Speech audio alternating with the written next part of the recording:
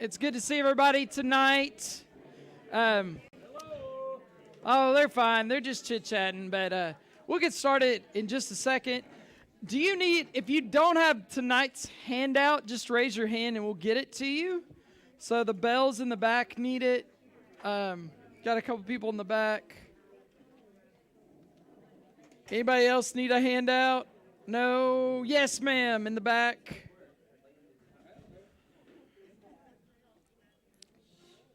All right. As those are getting passed out, to get your handout, you may have to make yourself known and be loud. But on the front table, if you were not here last week and you want, this is the week 2 handout.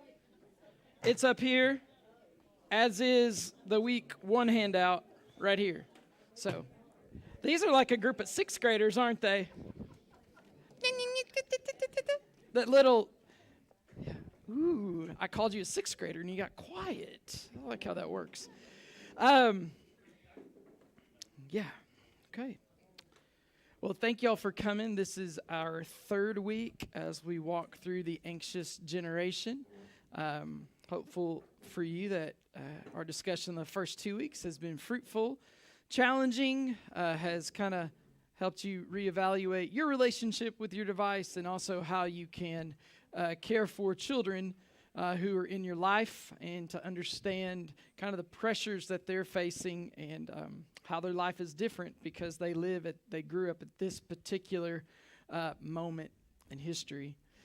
So tonight we're going to walk through what he calls the 4 foundational harms. Before then, we're going to look at why social media uniquely impacts our daughters and why our boys and their relationship to screens in this phone-based childhood is it's connected to video games and pornography. So we're going to look at kind of that big spectrum right there.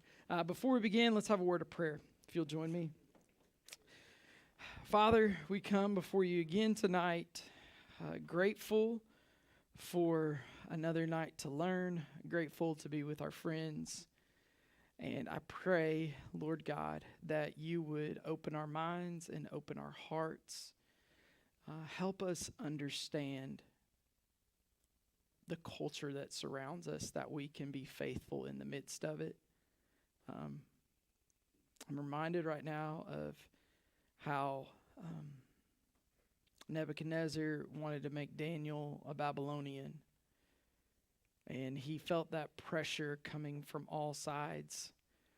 And he purposed in his heart that he would live for you in a foreign land.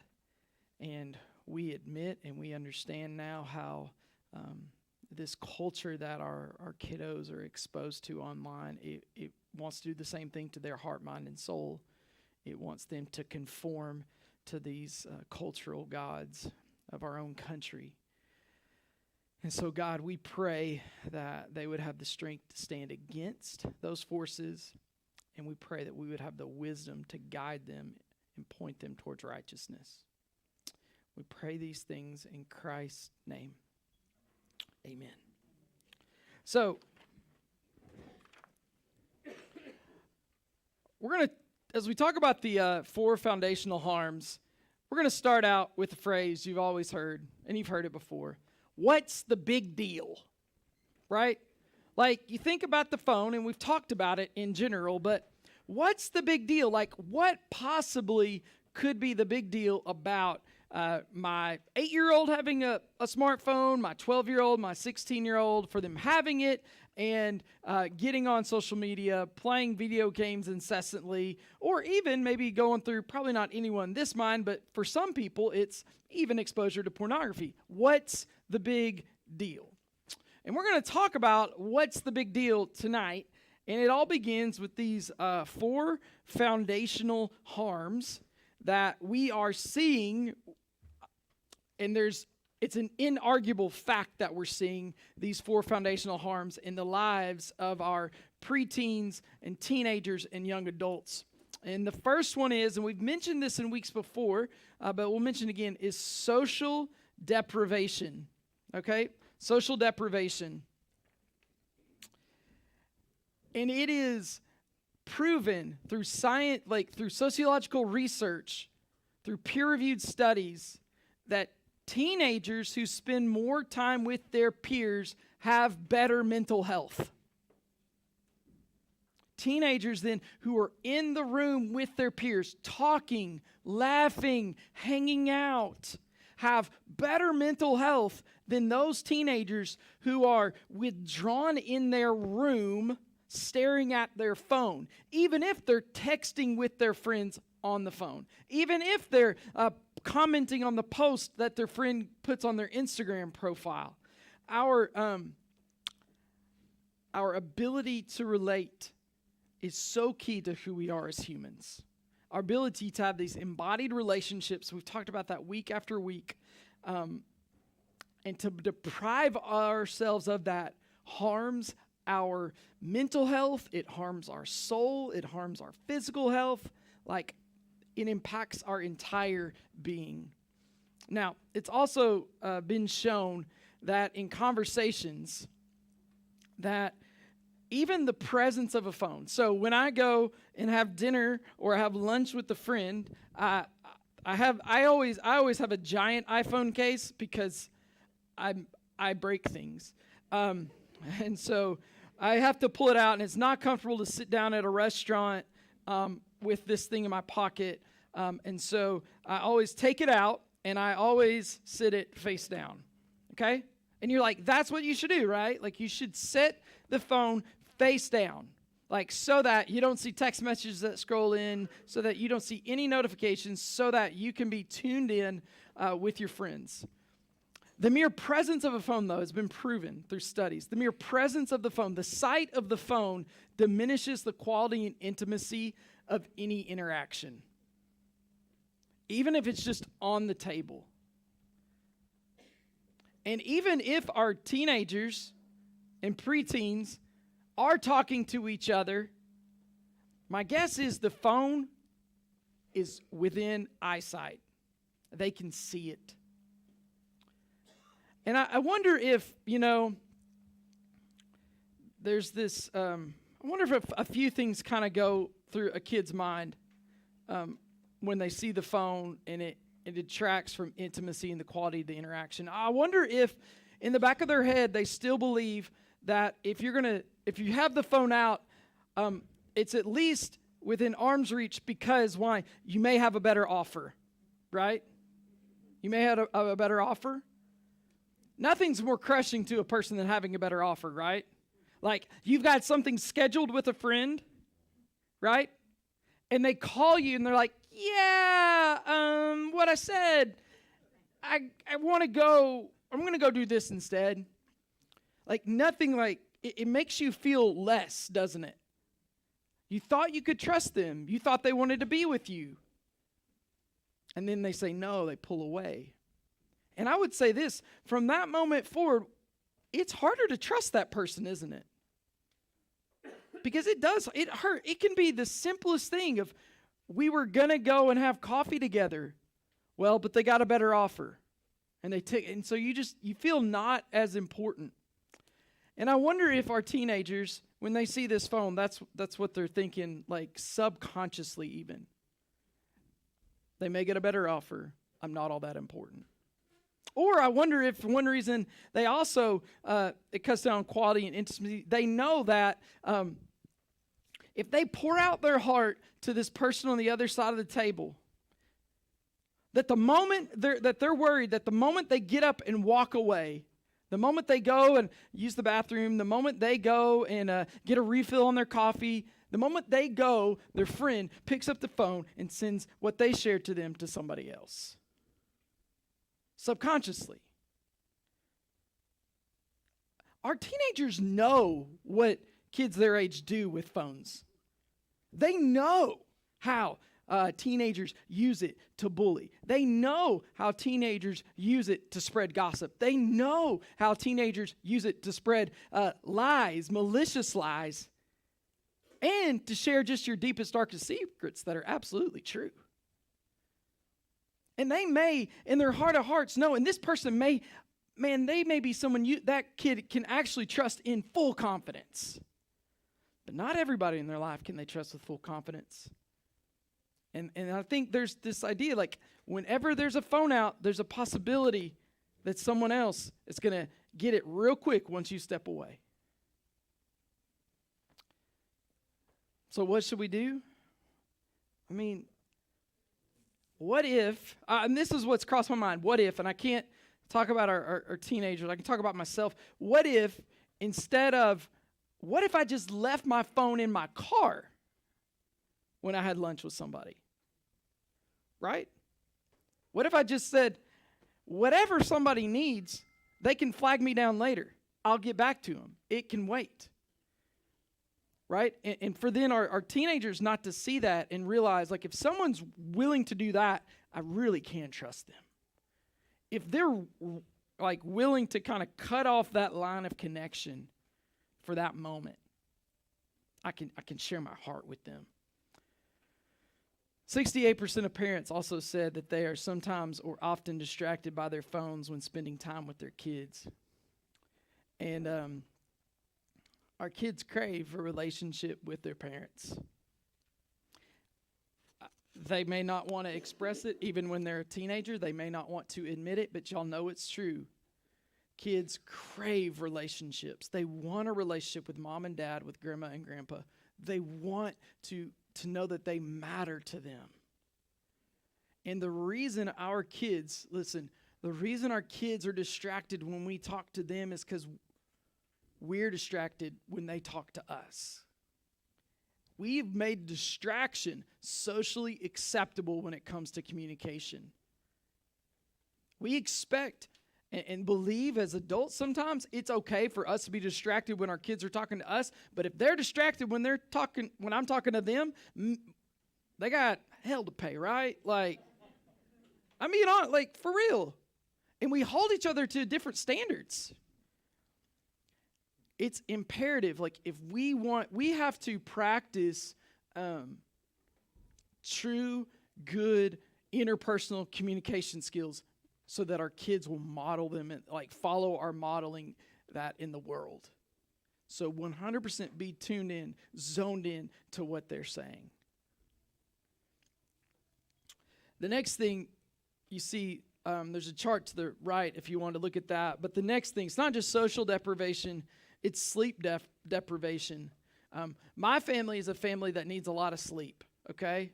Like, if we don't get a lot of sleep at our house, people are grumpy and they're angry and they are just generally unpleasant to be around, honestly. But I think we forget this, and this not only connects to connects to phones. It connects to how we schedule our kids throughout the week. That preteens need at least 9 hours of sleep. Okay? Preteens need at least 9 hours of sleep, while teenagers need 8 hours each night. Okay? So if the average teenager is probably getting up, my daughter gets up, she's in 7th grade. My daughter gets up, she just turned 13 last weekend. She gets up every morning at 6:05 because she has to be at school for practice at 6:55. So she gets at 6:05. So you back up, right? And you get to midnight at 6, right? And then you got to go back 3 more hours to 9. Because she's 13, but she needs 9 hours sleep, guys. I promise. She needs at least that. And so think about that, 9 o'clock, okay? And like, that's kind of early. She has to have it. And so it's not just the phones that keep us up, it's that we allow our schedules to, multiple nights a week because of ball games, because of other extracurriculars. Our kids are out till 8:15, 8:30, 9 o'clock at night. And they don't fall asleep until 10 o'clock, 10:30, 11, because they got to wind down. Like, just like you have to wind down, they have to wind down. And then they wake up and they don't want to go to school. You wouldn't either. You don't want to go to work when that's your sleep pattern. We have to create boundaries where they're getting the sleep that they need, and we have to realize how phones are negatively impacting their sleep. So Kind of the story I remember hearing from so many parents, some specifically in El Dorado I was friends with who had teenagers who are now in college, would be that their kids would get woken up at all hours of the night by text messages from their friends. Like midnight, 1 a.m., 2 a.m., 3 a.m. And there's this, and really I think it was genuine. Her daughter would say, "Mom, I've got to read it. I'm worried about him." Like there was this like innate desire to be like, if my friend needs me at 2 a.m., I need to be available for them at 2 a.m. The problem is they didn't really need you at 2 a.m. They just had a random thought that they wanted to share, or a funny reel on Instagram they wanted to send your way because they were up. Our kiddos, they never get good sleep because their phone is constantly vibrating. And a lack of sleep, causes grades, concentration, focus, memory, and physical health all to suffer, while also making your child more irritable and anxious. They did a really interesting study, and the findings are right below that adolescents who restricted their screen devices after 9 p.m. on school nights for just 2 weeks improved performance on tasks that required focus and reactions. So that suggests it's something we can kind of get back pretty quickly if we'll do it.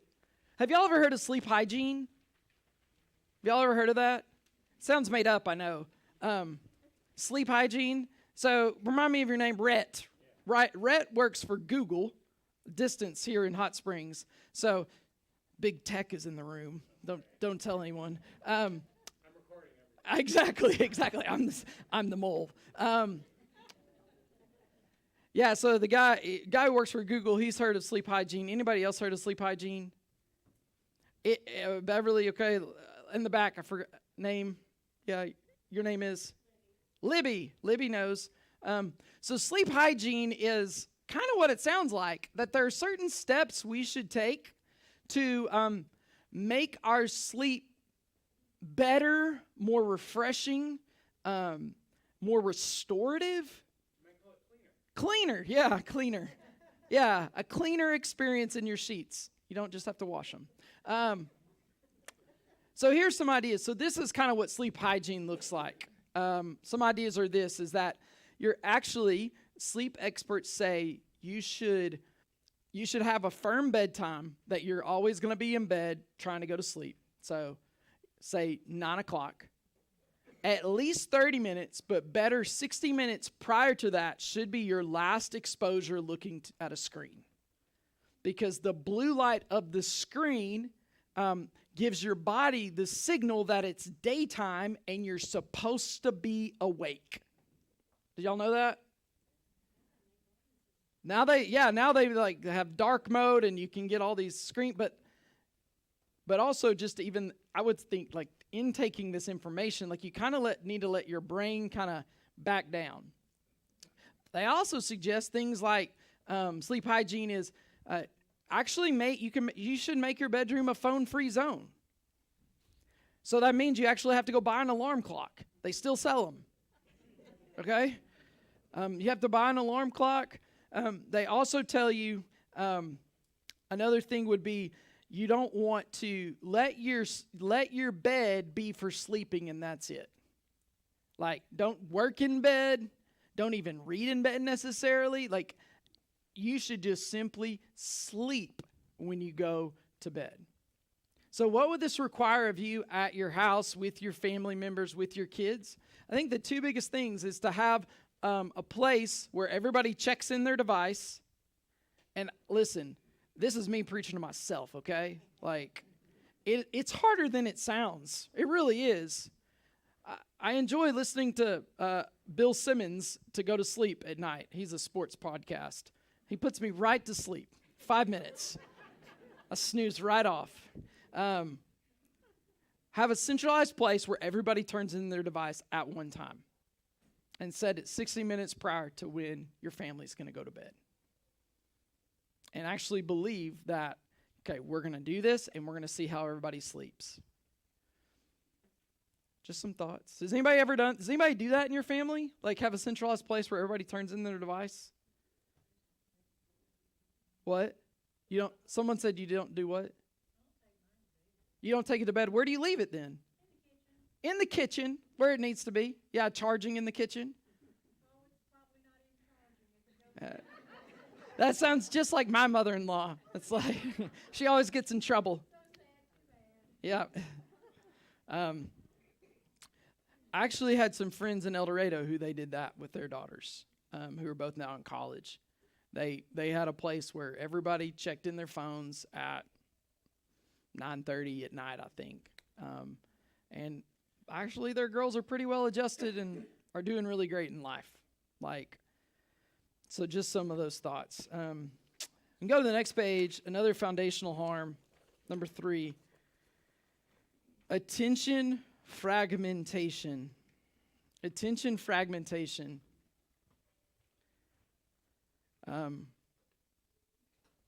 Attention is a choice we make to stay on task, one line of thinking, one mental road, even as attractive on-ramps beckon.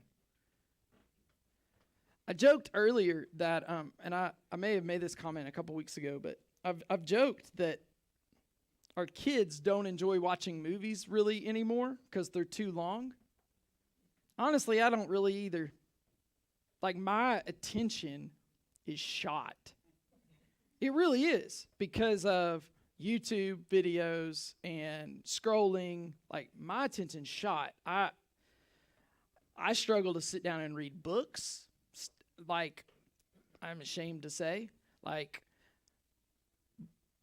because we're all so broken. Like, we're all just squirrel, right? Rabbit. And like, we just, whatever we can follow after. That's like the off ramp, right? Squirrel, like we just chase the squirrel. And that attention fragmentation is just further highlighted and kind of driven with notifications. So we talked about it in the Sunday night session. Like, one of the things, if your teenager's gonna have a phone, one of the big things they need to do is turn off all their notifications. They don't need to get a single notification. Maybe the one they need to get is their school Gmail account. So like if they get a communication from their teacher, maybe not even that.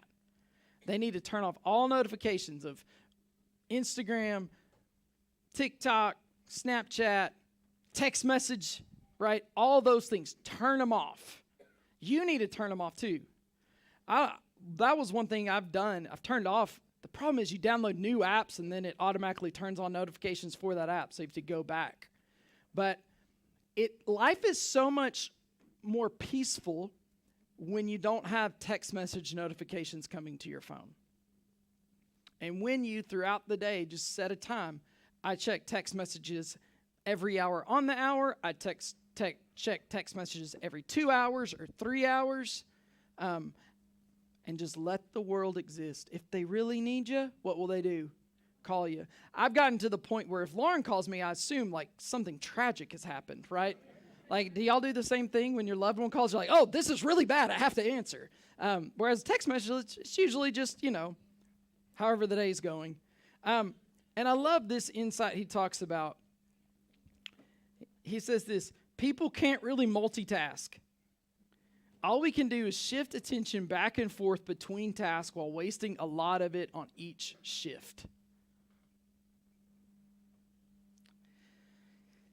And that's like what all of us pride ourselves in, is multitasking, doing multiple things at one time, like listening to an audiobook while you write something for work, or listening to music while you attend a meeting that you've got mute on, right? You're doing multiple things at one time.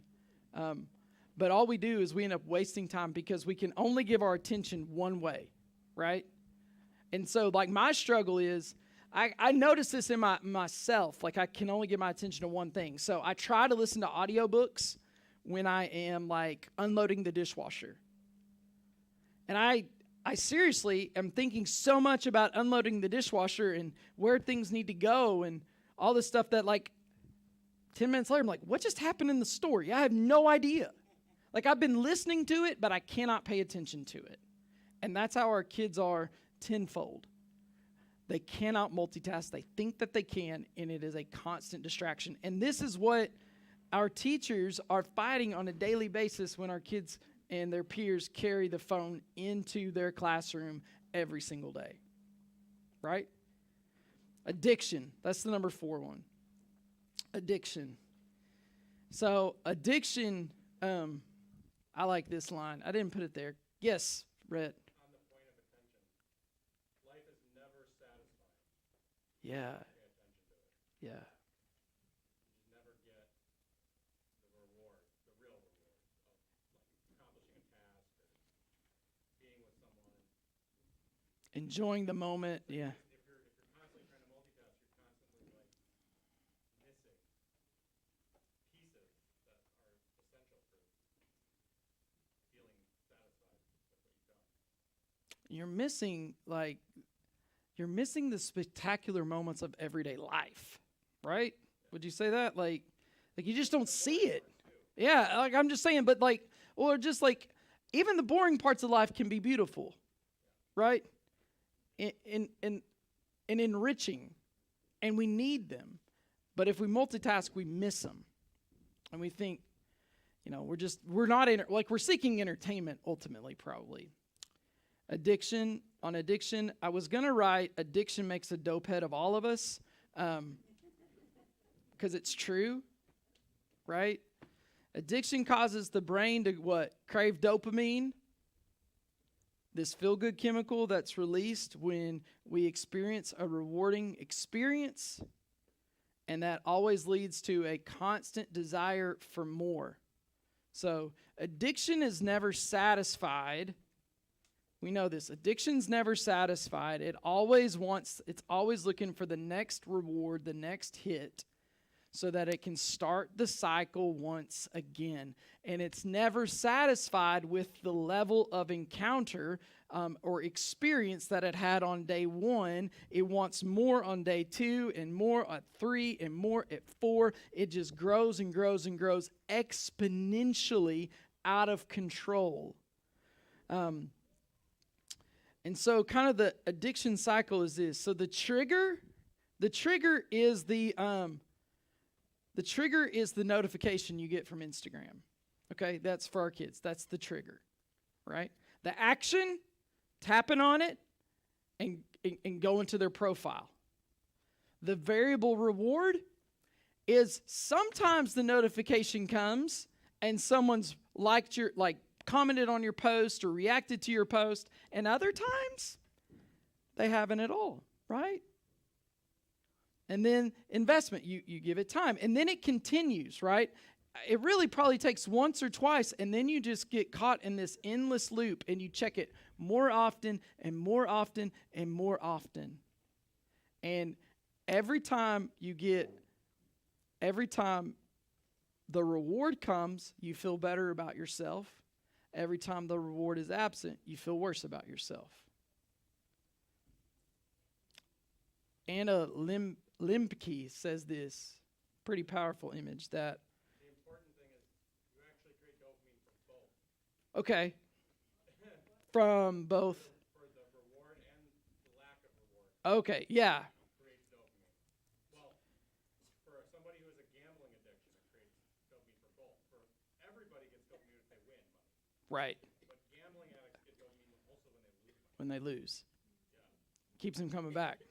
Whereas someone who's not addicted to gambling loses and they're like, screw this. I don't want to do that. Walk away. Yeah. They walk away. The smartphone is the modern day hypodermic needle, delivering digital dopamine 24/7 for a wired generation. And we think, that's an image that makes you kind of reconsider your relationship with the smartphone, because we all have pictures of people with hypodermic needles shooting up, and we're like, that's not what we want for our life. That's not what we want for our kids' lives. Is that what they are experiencing? That's the question, right? In this moment. Some spotlights on Scripture. We talked about this a little bit, and I want to go back to this just for a second. Psalm 127:2 says, "It is useless for you to work so hard from early morning until late at night, anxiously working for food to eat, for God gives rest to his loved ones." So what are the practical steps in our own life that we need to take so that we are preparing ourselves to receive God's good gift of rest?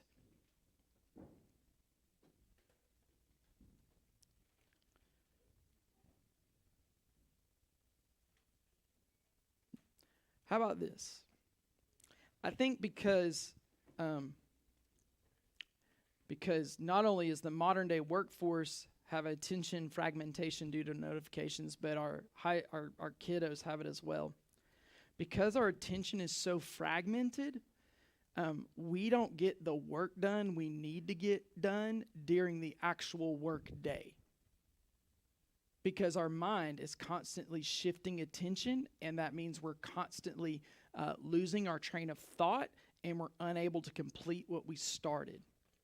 And so instead of going really hard for 8, 9, or 10 hours in the day, that 8, 9, or 10 hours of work, what it does is it expands because our attention's fragmented, and it takes now 16 hours of work, or 16 hours of time, of real time. As a result, what happens? Our work time bleeds over into our rest time, and we're unable to rest because the work is still hanging over us, right? It's left unfinished.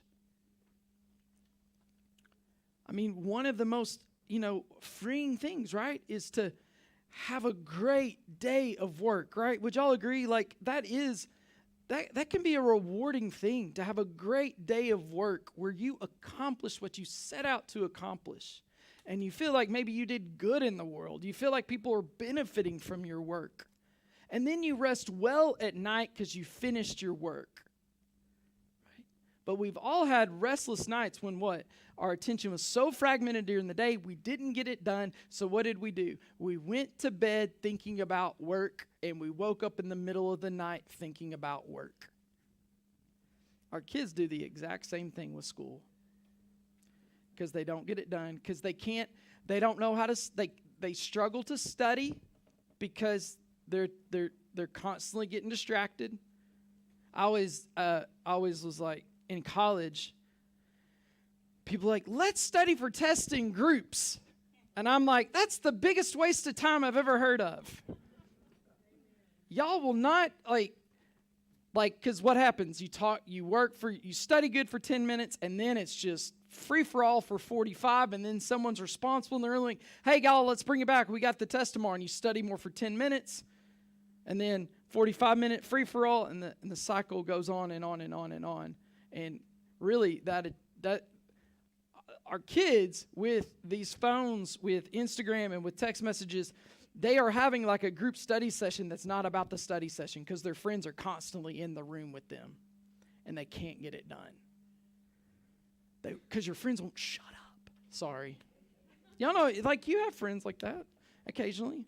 And I do think like that prevents us from accepting God's good gift of rest. Letting work extend past when it should. Another thing,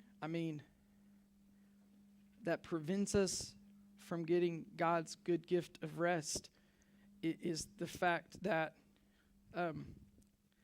we sleep with our phone beside our bed, and as we're trying to fall asleep, we see it's black and then it's bright. It's black and then it's bright. It's black and then it's bright. It's black and then it's bright. Y'all ever, you don't even hear it vibrate, you don't even hear it ring, but it's black and then it's bright. It's black, and that light, right, tries to wake you up in the middle of the night all the time. And eventually it will. So again, to have the place not beside your bed. Or at least sleep with your phone, like, flipped over. I'll tell you, here's a funny story about my family. Do you want to get to know us a little bit more and how nuts we are? So I really had a bad problem of probably letting, like, because of attention fragmentation, allowing work to kind of creep into like 24/7 kind of thing a couple of years ago. And as a result, I did not sleep well at night at all. Like I just always thinking about things. And so I'd wake up at 2 a.m. and I'd check the scores on my phone because I could not fall back asleep. And then I'd fall back asleep and I'd wake up at 4 and check the scores again because they changed, in the middle of the night. And Lauren, because the light was so, no matter how much you dim the smartphone light, it's still bright when the rest of the room is dark. And I remember the day when she said, if you do that again, I'm going to take your iPad and I'm going to throw it on top of the house. And then I'm going to take your phone and I'm going to throw it through the window. And then they're probably going to fire you because I'm crazy.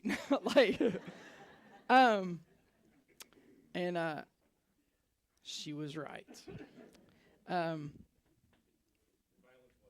Violence was the answer. Yeah. No, well, the threat of violence did get me to change my actions. So, for sure. Yeah, that was, it took a couple of those conversations. So, and then I learned. Okay. Let's turn our attention now to our sons and our daughters. Okay. Our sons and daughters. So, the first realization you need to have is this. Your son, your daughter, your grandson, your granddaughter, they may not have a smartphone. But even if they don't have a smartphone, the presence of smartphones has changed their school culture already. Does that make sense? They may not have the smartphone, but it's changed the school they go to. So now, what does that mean? Students talk less to each other between classes. They don't make eye contact with one another. They laugh together less. They don't practice just making conversation with each other. Like every student, while everyone else is staring at their phone, your kid may not have one, but they're walking through the hallways not talking to anybody because no one's looking up. And wasn't that part of the fun part of school, right? Especially junior high and high school? Between classes cutting up, between classes telling jokes, between, just being kids and being silly for the sake of being silly and ridiculous. That's part of growing up, and that's okay. And it's a good thing even. Our kids don't experience that anymore. I told y'all, when my daughter was at that volleyball game, 7 girls sitting there, she's the one without the phone. Everyone else has one. Not to make myself better, but it's she felt the impact of that group of girls having the phone just right there. She didn't, I don't think she noticed it because I think that's just everyday life. Okay, that's just the water they swim in and the air they breathe right now. So, let's the difference between our sons and daughters, even as they are in this culture together, is that there's these two sociological ideas, agency and communion. Okay, and these two ideas explain why our daughters' social media is the big problem, and for our sons, why video game addiction or pornography addiction is the big problem. Okay. So our sons typically, I know every child is different, okay? So this is an overgeneralization of who kids and what their neurology is like. Our sons, agency, they are striving to individuate themselves and expand the self, okay? They are focused on their individuality and figuring out what it means, almost becoming the biggest man they can be, right? Filling the space. Whereas our daughters focus on communion.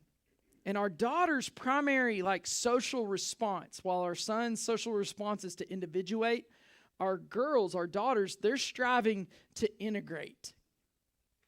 Our daughters want to integrate their person into the larger social unit. Okay? They want to have a group to join. And that's why, so we'll say this about our daughters. posting on a social media platform and waiting for the reaction of others, along with social comparison, is having a larger and more effect on girls than boys. So just look at those two charts below. So one is from the United Kingdom, and you'll notice this, that for boys, on the issue of depression, so if boys spend even up to 5 hours on social media on a daily basis, 5 hours a day, think about that. 5 hours a day. That's a part-time job. Okay? Like, that's more than a part-time job for some of us. They have a part-time job being on social media, and boys experience depression up to 5 hours. No more than, like, probably that's about 14% of boys would say they suffer from depression, and that's their social media usage. Whereas our daughters are close to 40% by the time you get to 5 hours a day. 40%. That's a huge number. Do y'all realize, like, 40%, 4 out of 10 UK teen girls who are, like, on the internet that much, like, are depressed. And then kind of this other trajectory, you look at this percent of satisfied with themselves, like that they feel good enough, right? That they feel acceptable. Notice how that begins, that trend, we begin to see it downturn around the year 2011, right? So that 2010 to 2012 range, that's when smartphones become ubiquitous in our kids' hands. Everyone has one, and once they have them, and once they're exposed to social media, they feel worse about themselves. And, yes. Look at COVID, 2020. Yeah, so they I bet that's totally, because people are even less around other people. yeah. More on social media. They would say, I think they would say, if I'm remembering right, what he said was, like, COVID kind of, the trend was already occurring. COVID happened and caused it to fall off the cliff, basically. Well, and society told everyone to not be near each other. Exactly. Yeah. And to replace embodied personal experience with Zoom.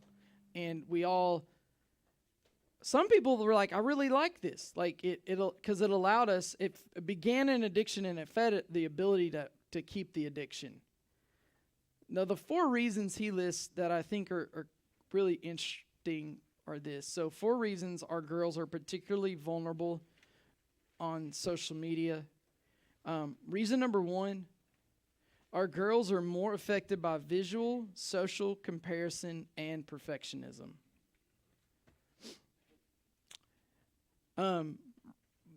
Boys, when a boy, if a guy, sees a guy who's really fit and has, like, a really impressive physique, they're like, man, I kind of wish I looked like that. And then they move on, right? But I don't want to go to the gym that much, right? Like, guys can kind of laugh, like, we generally just laugh it off. We're like, that'll never be me. And you go about your day. Our daughters, though, I've never been a daughter, but our daughters, they say, right? And I think you've seen it probably in your own daughters and your own granddaughters. When they see someone that they feel as more beautiful, more attractive, sexier, right? I mean, like, those are all the words, like, we can say them in church.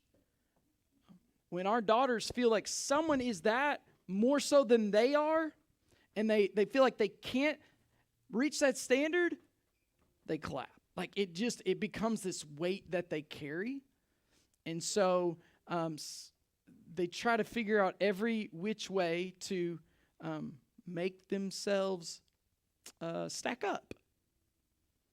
And guys do also, but they try to hide it. They do.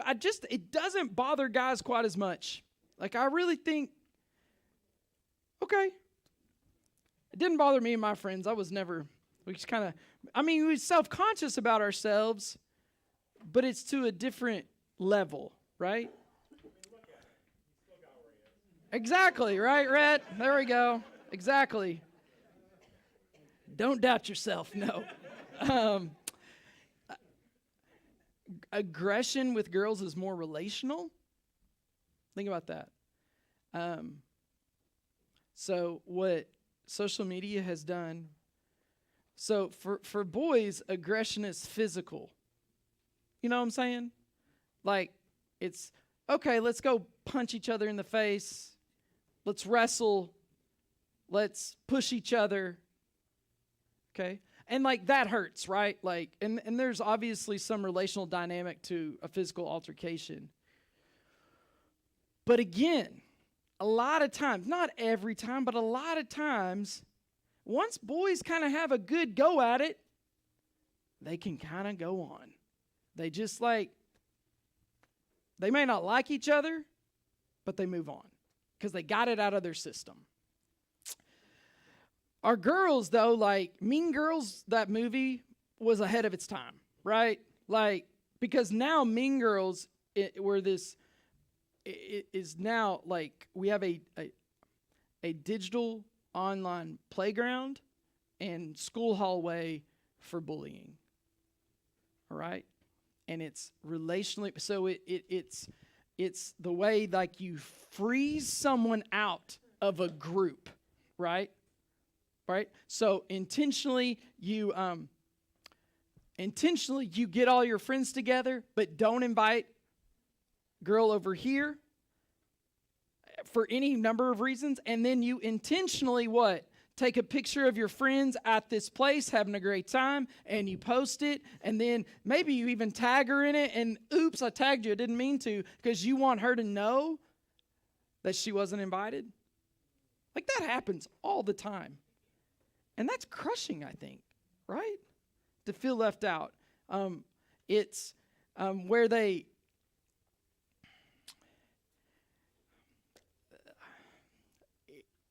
attack each other. And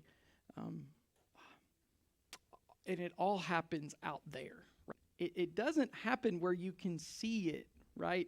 Necessarily like with like it's the experience with your embodiedness, but it's out there. And they're destroying people because they're telling them you don't fit with us. Because remember what the girl wants. She wants communion. She wants to integrate with the whole. She wants to have a group of people that she fits in with. And the antagonist in like this person antagonizes them and makes them feel less than, like they are not welcome here. Yes, Libby.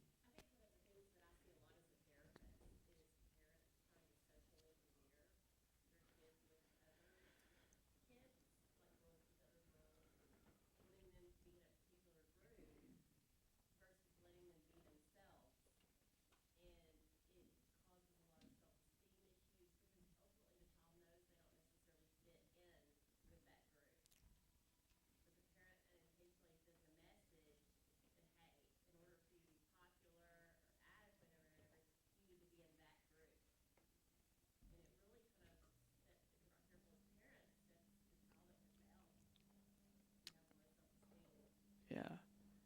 And that goes back to what we talked about last week, honestly. I feel like when we talked about like the play-based childhood stuff of like our kids have to figure out that stuff and let them kind of figure out their place in the world and who their friends, like what their interests are. Like I don't know, that story, we don't get to relive our high school dreams through our children. Number 3, girls more easily share emotions and disorders. I'm not talking about verbally sharing. So there's these studies that demonstrate this, that a girl who suffers from depression, her friends then likely are likely to report they are suffering from symptoms of depression just from being around her. And not only that, but then the next layer of friends, they're more likely to suffer depression and anxiety as well. And they see that's a trend that is unique to girls. They do not see it at all on a reportable level with boys to any level. So girls like... No, go for it. Largest percentage of people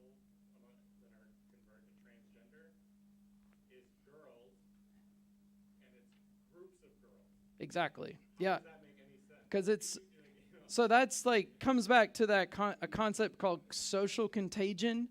Y'all know, all familiar with that? Where basically, this is the poor man's definition of it.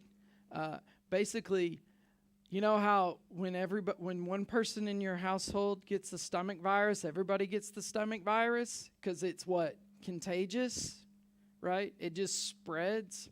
That's what social contagion is, the same thing, except it's like it's mood disorders, it's issues with gender dysphoria and transgenderism, it's issues with even just like human sexuality. We see it with, our kids identifying as gay and lesbian and bi and whatever else is going on right now. And so they share it with each other, and they begin to fall. So maybe the hard thing to differentiate on some of this is like what is actually kind of the natural like flow where that person impacts other people, and what is people feeling peer pressure then to just go along with it, right? Where they just are kind of going along to support their friend. And then number 4, we'll pick it up just a second, but number 4 is this: girls are more subject to predation and harassment. Okay? Do y'all know what that means? Our daughters online are more subject to adult creepy men sending them messages.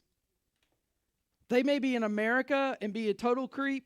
They may be a scam artist in Haiti or in Nigeria or in India. And they threaten our daughters. They make them feel unsafe. They figure out a way to extort them. They figure out ways how to blackmail them. They do all sorts of things and it is more prevalent than you want to believe that it is. Like this kind of stuff. It happens all the time. And as a result, our daughters are constantly, when they're online, they're constantly in this defensive posture. Like they cannot relax, they cannot be themselves, they have to protect themselves, which increases their anxiety by default. Because they're in this space in which they are not safe, right? They are not safe. Brett? And going back to your first 2 weeks ago, Yeah. we traded the physical non-security of the playground and kids being in gangs or groups Yeah. around town. That was not safe in a way, right? But it was safe enough with putting them online where literally anyone, the worst people, Yes. can talk to them no matter where they are. Yeah. Can search for them and find them. Like it's madness. It's mad. So Haidt's point is we overprotect in the real world and we drastically underprotect our kids in the virtual world. We've decided that the real world is totally unsafe and the virtual world is completely, what could go wrong, right? What's the big deal? So when it comes to our sons, growing up in this virtual world makes our boys less likely to develop into men. By that I mean men with social skills and competencies that allow them to achieve success in the real world. And what happens, so one of the things, social skills and competencies, pornography is a huge deal, okay? Pornography, it's no longer going to the bookstore to the section of magazines that got the plastic bag over them, okay? Or to the back room of the local Blockbuster. That's not what we're talking about, right? We're talking about kind of ease of access is so much greater. We're talking about things that are sometimes even unthinkable, that heighten violence, that play up roles of abuse, being exposed, and honestly, with exposing our sons to things that involve sex trafficking and violence. Like, it is the worst of humanity, and it is not hard to find. It is just right there. So among adolescent boys, here's some quick stats. 59% say it's always stimulating. 22% describe their use as habitual.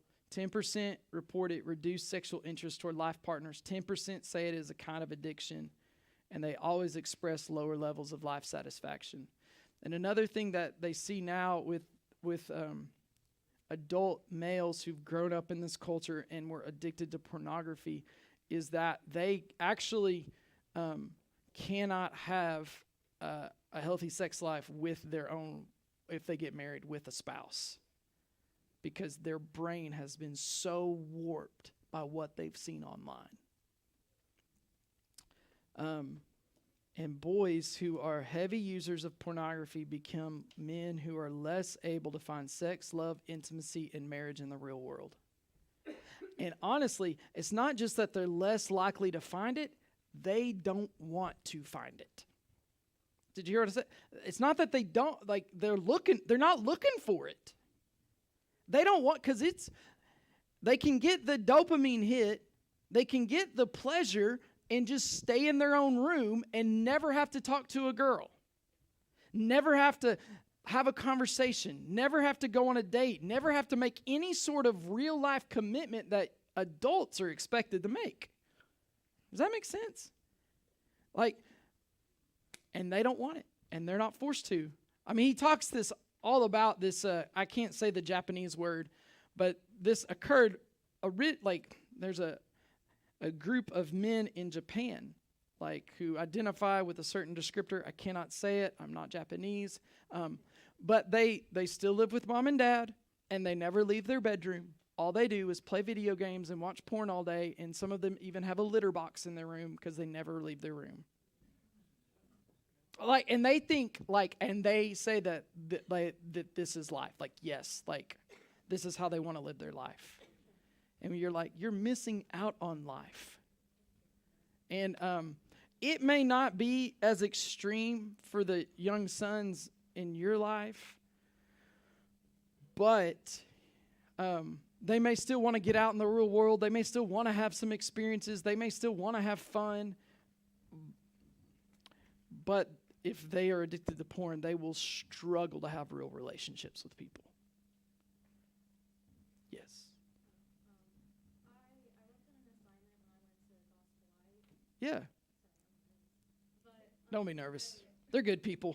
I worked on an assignment, and I found because there is an increasing amount of like young adult men, and they identify themselves as like incels. Yeah. And it's a lot of Involuntary celibate. involuntary. It's voluntary at this point. But they choose to be. They're like, oh, I hate women because women, why do women do this? Why do women do that? So then they just completely shut it out. And I think that also is one of the reasons it's so hard to find women, because they're like, well, why are all the women in the real world? Why aren't they like the women I watch in porn? Why aren't they like these women who do this and that? But the porn they watch is extremely violent. And then I know at least there was one case.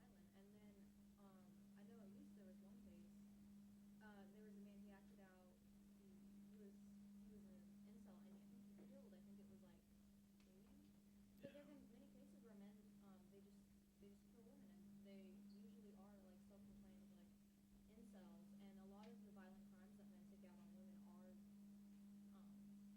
are for sexual reasons, and they're so. And a lot of the cases now, as it gets younger, it's because they're addicted to porn. Yeah. It's not just like, oh, creepy old guys who are like serial rapists. It's like young boys who feel so rejected because they've been so conditioned by porn. Yeah. And they get exposed. Again, remember what we talked about with brain stuff last week, right? Puberty, and right before puberty is a sensitive time for a child's brain, right? Exposure to pornography for our young boys is getting younger and younger, right? And so that as they're exposed to it during that sensitive period of brain development, that creates the ruts and the wirings in their brain where they expect and believe that is real life through the phones that we put in their hands. Video games, these are not Super Nintendo or NES video games that kids play anymore. These are immersive experiences, heavy users of video games. They develop a reliance on games that takes place of forming long-term relationships. They would say that they actually form those relationships online with the people they game with somewhat. And then they miss out on sleep, exercise, and social interaction. It's kiddos that just don't leave their room, and all they do. We were talking about it at lunch as a staff, and Katie Rayford was saying, she's our communications director, that actually, and this could be fake news, so you have to confirm it if you've seen this. But she said she's seen reports where, due to video game addiction, that there's a group of young boys who, because they play so much and they wear these headsets on their head, it's actually kind of making indentations in their actual head? I don't know. It sounds unbelievable, but she said it, and I trust her. She doesn't seem like the person that would propagate false news. I'll have to ask her. But here's the thing about our boys. Our boys thrive when they have a stable group of reliable friends. A stable group of reliable friends. And to have a stable group of reliable friends, you have to leave your room. You have to have real-life interaction with people. If you look at the last page, what I did here, and you may want to work through that a little bit with those in your life, is I kind of outlined what I think are kind of the lies that social media would tell our daughters that kind of play to those 4 vulnerabilities we talked about, and what God's word says about that. And the same thing when it comes to mostly pornography for our boys, but also a lie that video games tell them as well. So I hope that's helpful for you. And then, a couple ideas for activities on the back if you want to think through a technology-free family time and a sleep restoration plan, which we've talked about a little bit. Does anybody have any further questions or comments? Rhett. No. Do we have one? Michelle?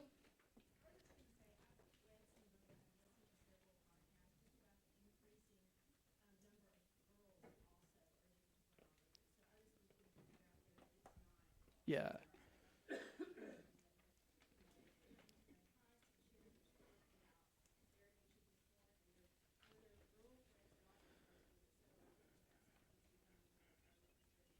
Yeah. And statistics bear that out, right? Like that our girls, in part because of social comparison, like that's going on, they're exposed to it in ways, and then in an effort to stack up, because the teenage boys in their life expect them to act that way, they begin to watch it to understand what will bring the attention of the teenage boys in their life.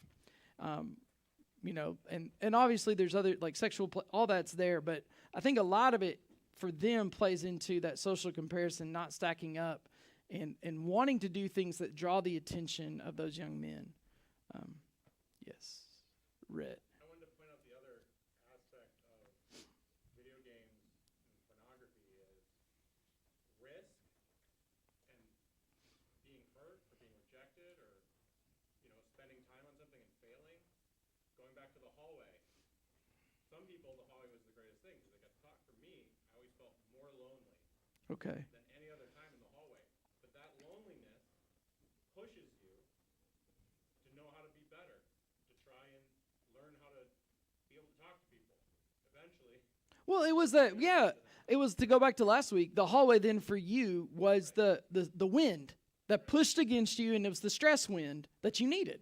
Right, and so, but if there's always the opportunity to get that immediate dopamine hit with very little risk, you're going to just keep going for that. You're not going to put in the effort. Yeah. You're not going to put in the effort for a relationship. Those men, they do terrible things, they say bad things, they are suffering. Yeah, they're in a lot of pain. You should not hate them. Yeah. Feel sorry for them, grieve for them. But, they're not able to take those risks and experience the pain, so they just experience constant pain. Yeah. And rejection. Hey, I got 2 statements. The first statement was,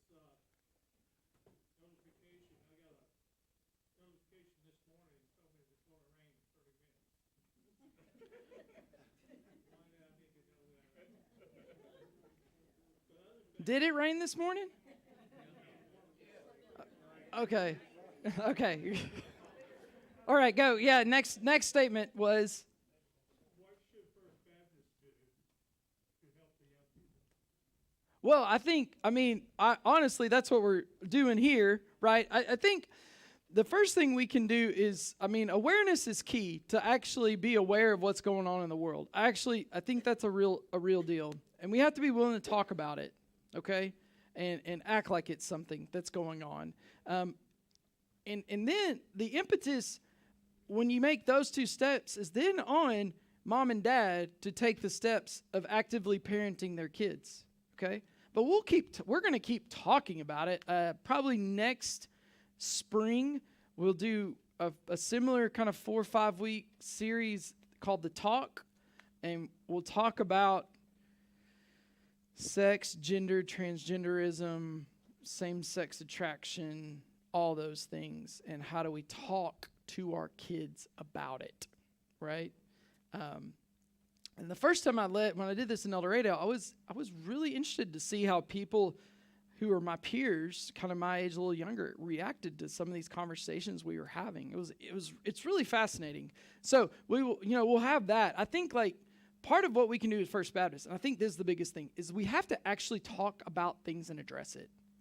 I think for so long the church acts like we're so scared of the world and that it's just going to happen around us, and we'll, as long as we just preach the Bible, which we do, everything's going to be okay. It's like, yeah, but we can avoid a lot of pain and trial and things if we'll talk about the real things people are talking about and not be afraid of using the words that our culture uses and acting like, the things they're talking about, are off limits for us as Christians. Within the walls of the church, we don't talk about that. We should talk about all of it. Like, if we're not going to talk about it, they're going to talk about it with their friends in the hallways, online. Yes, Libby. Yeah, good for you.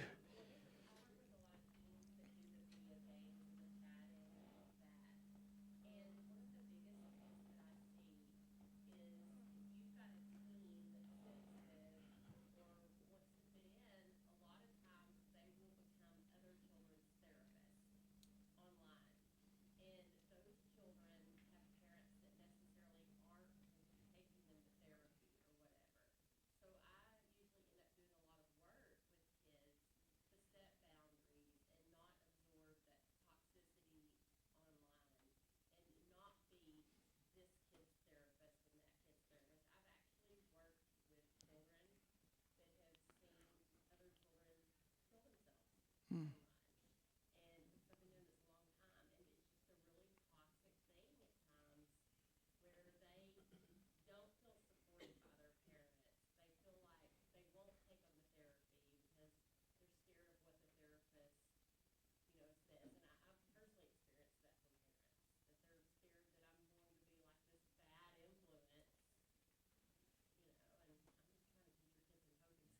Yeah, yeah.